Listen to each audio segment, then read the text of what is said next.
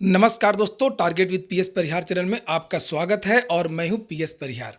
तो आइए शुरू करते हैं और देख लेते हैं कि आज के समाचार पत्रों में ऐसी कौन कौन सी सूचनाएं हैं। सबसे पहले सूचना है 69,000 शिक्षक भर्ती की। 69,000 शिक्षक भर्ती के बारे में बहुत सारी सूचनाएं हैं और सबसे पहली सूचना है कि धांधली को लेकर के जो सुनवाई चल रही थी उसकी 3 सुनवाइयां हो चुकी हैं और 2 बार तो जो सरकारी वकील हैं उन्होंने कहा कि इसकी जो बहस है वो एजी महोदय करेंगे। एजी महोदय नहीं आ पाए, उसके बाद में केस का नंबर नहीं आ पाया और अब ऐसी उम्मीद है कि 17 अगस्त के बाद ये केस किसी भी दिन लग सकता है, क्योंकि उसके पहले बहुत हाई कोर्ट बंद है। हाई कोर्ट ने कल नोटिस भी जारी की है। बात हो रही है नूतन ठाकुर वाले केस की। इसके बाद में एक और केस डाला गया जिसके अधिवक्ता सीमांत सिंह हैं और वो केस भी पड़ा हुआ, उसमें भी सरकार को नोटिस जारी कर दी गई है। रही बात ऑर्डर की, तो ऑर्डर की जो बात है वो इस सप्ताह भी आने की उम्मीद बहुत कम है। अब इसके तीसरे सप्ताह यानी कि 15 अगस्त यानी 16 अगस्त से लेकर के 20 अगस्त तक के बीच में ऑर्डर आने की संभावना है। इस बीच में ऑर्डर आने की जो संभावना है वो बहुत कम है।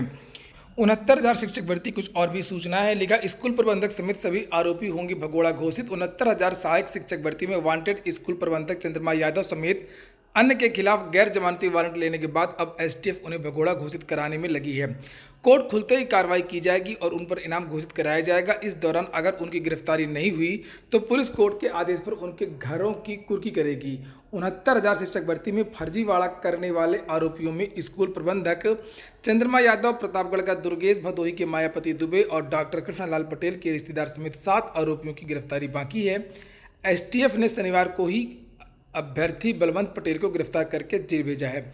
तो बहुत सारे लोग अभी भी हैं जो गिरफ्त के बाहर हैं और उनको भगोड़ा घोषित किया जा रहा है। बहुत सारे विद्यार्थी पूछ रहे थे कि क्या सर ये जो भर्ती है निरस्त हो सकती है या रद्द हो सकती है, तो ऐसा बिल्कुल भी नहीं है। मुझे नहीं लगता है कि ये भर्ती इस मामले पर रद्द हो सकती है, चूँकि इससे भी बड़े बड़े मामले हो चुके हैं और इस तरीके से कोई भी भर्ती अभी तक रद्द नहीं की गई है।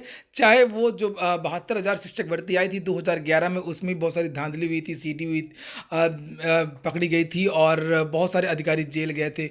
उसके बाद में फिर 68,500 शिक्षक भर्ती में भी कापियाँ जलाने की बहुत सारी खबरें आई थी, कुछ हुआ नहीं। कुछ अधिकारी उसमें भी निकाले गए थे, बाद में आ गए और उसी तरीके से ये मामला भी है। तो इसलिए बहुत ज़्यादा इसमें आपको टेंशन करने की ज़रूरत नहीं है। हाँ, ये ज़रूर है कि सरकार कुछ लोगों को गिरफ्तार करके लीपापोती जरूर कर देगी। इसके बाद में अगली जो सूचना है वो बीएड की है। बीएड का कल परीक्षा हो गई। अफरा तफरी में किस तरीके से हुई वो आप लोगों ने देखा है।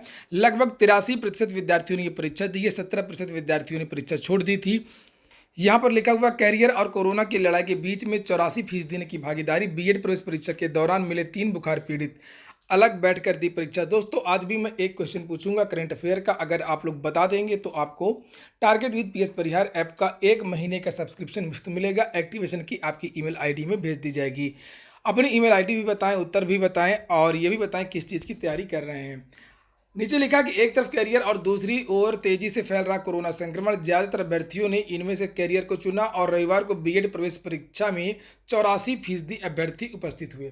हालांकि ज्यादातर परीक्षा केंद्रों में अव्यवस्था के कारण परीक्षार्थी संक्रमण से डरे सहमे रहे। तमाम परीक्षा केंद्रों के भीतर बाहर सोशल डिस्टेंसिंग तार तार होती दिखी। कुछ विद्यार्थी ऐसे भी मिले जिनको बुखार था। यहाँ पर लिखा हुआ है, बीएड प्रवेश परीक्षा के दौरान मिले 3 बुखार पीड़ित, अलग बैठाकर दी गई परीक्षा। कुछ और भी अव्यवस्था के बारे में लिखा हुआ है कि ज़्यादातर परीक्षा केंद्रों में नहीं मिला सैनिटाइजर, एक ही डिब्बी से ली गई अंगुली की छाप।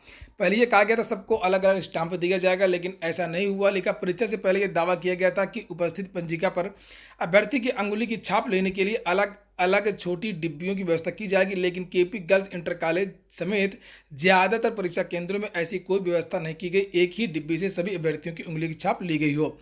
बीएड के बारे में ये भी लिखा हुआ है कि जल्द जारी हो सकता है बीएड एंट्रेंस का रिजल्ट। वैसे भी सेशन लेट हो गया, काफ़ी पहले ये परीक्षा होनी थी, सत्र लेट हो रहा है, इसलिए बहुत जल्दी इसका परिणाम आ सकता है। लेकिन रविवार को हुए बीएड एंट्रेंस का रिजल्ट इस बार जल्द आने की उम्मीद है। कोरोना संक्रमण के चलते निर्धारित तिथि से 3 महीने की देरी से हुए इस एग्जाम के बाद अब काउंसलिंग होनी है। ऐसे में लखनऊ विश्वविद्यालय इसी महीने रिजल्ट जारी कर सकता है ताकि सितंबर में काउंसलिंग प्रक्रिया पूरी करते हुए प्रवेश करा दिए जाएं। तो दोस्तों, आज का जो प्रश्न है वो ये है कि कॉमनवेल्थ गेम्स जो 2022 में हो रही हैं वो किस देश में आयोजित होंगी। राष्ट्रमंडल खेल जिन्हें कहते हैं 2022 में किस देश में आयोजित होंगे? इसका सही आंसर आप लोगों को कमेंट बॉक्स में नीचे लिखना है। अपनी जीमेल आईडी या ईमेल आईडी जो भी है उसको लिखिए और ये भी बताइए किस चीज़ की तैयारी कर रहे हैं। लेकिन एक्टिवेशन की उन्हीं को मिलेगी जो सब्सक्राइबर होंगे और वीडियो को लाइक करेंगे। तो और बीएड की कट ऑफ के बारे में मैं कल एक विस्तृत वीडियो बना ही चुका हूं, जिससे आप लोग देख सकते हैं पदों की संख्या, एडिट कॉलेजों की संख्या, सब कुछ उस वीडियो में दिया हुआ है। आगे है कि नहीं टलेगी बीईओ की प्रारंभिक परीक्षा। कल मैंने बता ही दिया था आप लोगों को कि खंड शिक्षा अधिकारी की परीक्षा बीएड टलने वाली नहीं है। लिखा है साप्ताहिक बंदी के दिन रविवार को प्रदेश के 73 जिलों में बीएड प्रवेश परीक्षा आयोजित हुई। इसके साथ खंड शिक्षा अधिकारी की प्रारंभिक परीक्षा का रास्ता साफ हो गया है। उत्तर प्रदेश लोक सेवा आयोग ने 16 अगस्त को परीक्षा की तारीख तय की है। परीक्षा प्रदेश के 18 जिलों में कराई जाएगी। तो बीईओ की जो परीक्षा होने जा रही है, सरकार इस चीज़ का ध्यान रखे कि जो बीएड की परीक्षाओं में कमियां रही हैं सरकार की और प्रशासन की, परीक्षा केंद्रों की, विश्वविद्यालय की, वो कमियां दोबारा ना होने पाए खंड शिक्षा अधिकारी की परीक्षा में। चाहे वो ट्रैफिक की व्यवस्था हो, आवागमन की व्यवस्था हो, भीड़ की व्यवस्था हो, सोशल डिस्टेंसिंग की अव्यवस्था हो। और अगर सरकार ये चीज़ नहीं करवा सकती है तो इस परीक्षा को फिलहाल स्थगित कर दे या इसकी समुचित व्यवस्था करे, अच्छी तरीके से प्लानिंग करे। यहाँ पर लिखा है कि जो बीएड की परीक्षा है वो 73 जिलों में कराई गई थी, तो आप लोगों ने अव्यवस्था देख लिया। लेकिन जो बीईओ की परीक्षा होनी है वो 18 जिलों में होनी है, विद्यार्थी उतने ही हैं। ऐसे में अभ्यर्थियों की संख्या भी अधिक होगी। अभ्यर्थी इसी आधार पर परीक्षा स्थगित किए जाने की मांग कर रहे हैं।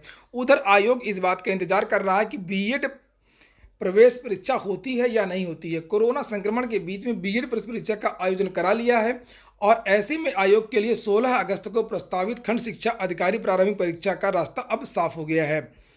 हालांकि विद्यार्थी अभी भी गुहार लगा रहे हैं, ट्विटर पर मेल कर रहे हैं अधिकारियों को, नेताओं को, और हाई कोर्ट तो बंद है, सुनवाई का कोई निश्चित नहीं है, सुनवाई तो हो नहीं पाएगी। और बीएड के बारे में लिखा है कि हिंदी और तर्कशास्त्र के प्रश्नों में उलझे रहे विद्यार्थी, जीके के सवालों ने परीक्षार्थियों को परेशान किया। करंट अफेयर काफ़ी पुराना पूछ दिया था। यहाँ पर लिखा उत्तर प्रदेश से बीएड प्रवेश परीक्षा में प्रश्न पत्रों को देखकर अभ्यर्थियों ने सवाल उठाए। तर्कशास्त्र के सवालों ने भी अभ्यर्थियों को खूब उलझाया। बीएड प्रवेश परीक्षा में पहली पाली में अंग्रेजी अथवा हिंदी के 50 सवाल पूछे गए थे। इसके अलावा सामान्य ज्ञान से 50 प्रश्न पूछे गए थे। तो पेपर सामान्य था, न बहुत कठिन था, न बहुत सरल था। एक बात और है कि बीएड में कोई न्यूनतम कट ऑफ होता नहीं है कि इससे कम नंबर लाना अनिवार्य है, नहीं तो कहीं भी प्रवेश नहीं मिलेगा। आप कितनी भी कम नंबर लाइए, अगर सीट खाली है तो आपको सीट मिल जाएगी। लिखा कट ऑफ न होने से नेगेटिव मार्किंग वालों को भी दाखिला। जैसे बीते वर्षों में बीएड परीक्षा में कट ऑफ नहीं होती है। अच्छी मेरिट होने पर अभ्यर्थियों को सिर्फ मेरिट के आधार पर अनुदानित कॉलेज मिल जाता है। यहाँ तक कि परीक्षा में नेगेटिव मार्किंग वालों को भी दाखिला मिल जाता है। ऐसे में असली लड़ाई पूरे प्रदेश में बीएड की करीब 10,000 अनुदानित एडेड सीटों के लिए है। इसके बाद अभ्यर्थी अपने घरों के करीब निजी कॉलेज में दाखिला पाने का प्रयास करते हैं। इसके बाद में ईस्टर्न रेलवे ने, पूर्वोत्तर रेलवे ने एक नोटिस जारी किया है और उसे आप लोग देख लें कि जो विज्ञापन इस समय आया हुआ है रेलवे का लगभग 5200 पदों का, वो फर्जी है, उस पर आवेदन ना करें। लिखा एडवर्टीजमेंट ऑन अपॉइंटमेंट इन भारतीय रेल विभाग published in Dainik Jagran Bhagalpur edition on 8 August 2020 is not issued by Eastern Railway. Eastern Railway द्वारा वो जो नोटिस है वो जारी नहीं की गई है, इसलिए प्रत्येक जो भी लोग हैं इसको आगे न बढ़ाएं, ये फर्जी है। यही नोटिस है जो जारी हुई है, आप देख लीजिए, भागलपुर 8 अगस्त का है। इसमें बहुत सारी भर्ती के बारे में लिखा हुआ, कितना वेतन मिलेगा, क्या है। कनिष्ठ सहायक 600, नियंत्रक 35, बुकिंग क्लर्क 430, इस तरीके की भर्ती है। ये भर्ती फर्जी है और एज वगैरह बहुत सारी ब्लेंडर मिस्टेक हैं। जो लोग होशियार हैं वो पहले ही समझ गए हैं। एक और सूचना है, प्रिंसिपल भर्ती अभी पूरी होने के आसार नहीं है। प्रदेश भर के सहायता प्राप्त माध्यमिक विद्यालयों में प्रधानाचार्यों के 599 पदों पर 31 दिसंबर 2013 को शुरू हुई भर्ती जुलाई 2021 तक भी पूरी होने के आसार नहीं है। मजे की बात यह है कि इस भर्ती में कोई विवाद नहीं होने के बावजूद उत्तर प्रदेश माध्यमिक शिक्षा सेवा चयन बोर्ड 6.5 सालों में साक्षात्कार तक नहीं ले सका। एक मामले में चयन बोर्ड की ओर से 25 फरवरी 2020 को हाई कोर्ट में दाखिल हलफनामा में कहा गया था कि यदि अगस्त 2020 में इंटरव्यू शुरू होता है तो मई 2021 तक अंतिम चयन परिणाम जारी हो जाएगा। हालांकि फरवरी के बाद भी कोरोना के कारण सब कुछ अस्त व्यस्त हो गया। चयन बोर्ड को प्रशिक्षित स्नातक यानी कि टीजीटी के विज्ञान और अंग्रेजी विषय का तो कुल मिलाकर के अभी भी ये भर्ती पूरी नहीं हो पाई है और ऐसी उम्मीद दिख भी नहीं रही है। 2013 की ये भर्ती है प्रिंसिपल वाली, ये पूरी नहीं हो पाई है। 2016 की टीजीटी पीजीटी की भर्ती है, वो भी पूरी नहीं हो पाई है, विद्यार्थियों की ज्वाइनिंग नहीं हो पाई है। तो ठीक है दोस्तों, ये हो गया आज का वीडियो। अगर आपको अच्छा लगा हो, आपके काम का हो तो लाइक अवश्य कर दें। पूरा वीडियो सुनने के लिए बहुत बहुत धन्यवाद।